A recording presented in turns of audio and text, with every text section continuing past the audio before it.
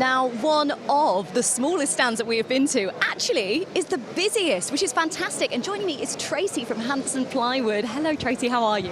I'm fine, thank you. Are you? Yeah, great, thank you. So can you tell us a little bit about Hanson Plywood, what it is that you do? Right, we're a family-run business, very family-orientated, and we import and distribute sheet materials, wood-based panel products, basically. We have a full heat team to make sure that everything that comes into the company is sustainable. We've checked legality of the logs, due diligence, slave trade, everything you can think of. We've basically got a full-time team employed for that to make sure that we're doing the right thing with the products that we import and distribute. So that's amazing. So do you think that is important when it comes to finding the right products and the right materials? It is. There's a different plywood for every job. A lot of people just think they want WB plywood or marine plywood and that will do it. We're all about recommending the right product for the right job, and it doesn't necessarily have to be the most expensive. It can be a cheaper product.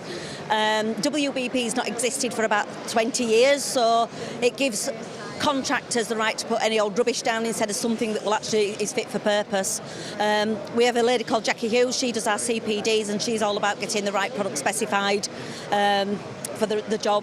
Like I say, it might not be the most expensive, it might be a cheaper product, but she will go there. We have relationships with certain mills that they only make plywood for us. So we've got the Pangua Netta Poplar. That's probably the most sustainable plywood you can buy. It's grown in Italy, so it's got a low carbon footprint travelling. It's all sustainable. It's low carbon. They used to do a pure glue, but with the current situation in Russia, they can't at the moment because they can't get the pure glue. But it's a lightweight plywood, so for motorhomes, caravans, it's less emissions on the vehicles, so that's more sustainable. We've got the performance plywood, which is a structural, all durable species, class 3 glue line, so that's more for outside construction work. And that's got the Indonesian government fledged certification. So again, it's another environmental certification to prove that it's all sustainable logs, FSC, and everything.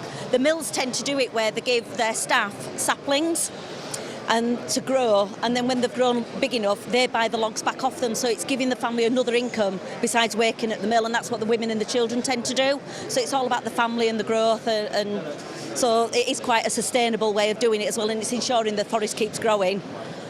Because they've given the saplings to keep going forward.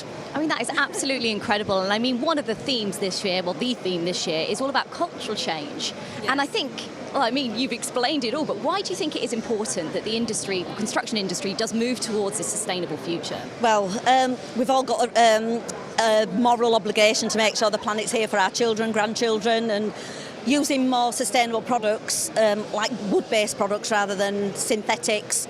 It's got to be the best way forward to ensure a greener, brighter future. No, I completely agree. I mean, it's wonderful what you're doing, which is just so fantastic. So you're here at UK Construction Week, first time in London. How is it going so far? Like we said, you've been busy. Busy this morning, yeah. It's been very good so far, yeah. So hopefully it'll be like this all week, so the days will fly.